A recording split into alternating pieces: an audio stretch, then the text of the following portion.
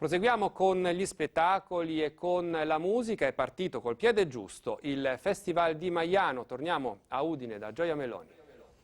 Sì, infatti è stato un grande successo la giornata di apertura della 55esima edizione del Festival di Maiano, che fino al 16 agosto proporrà decine di appuntamenti nella cittadina collinare. Una giornata che è iniziata alle 19 con l'inaugurazione ufficiale alla presenza della Presidente della Regione Serracchiani e che è culminata con l'attesissimo concerto dei Subsonica, band da quasi 20 anni simbolo del rock elettronico italiano. In 3.000 hanno ballato e cantato per oltre 2 ore in un live che ha visto in scaletta successi storici del gruppo come Nuova Ossessione, Liberi Tutti, Colpo di Pistola, ma anche le nuove hit dell'album Disco d'Oro, Una nave in una foresta da poco uscito, tra le quali Lazzaro e Specchio.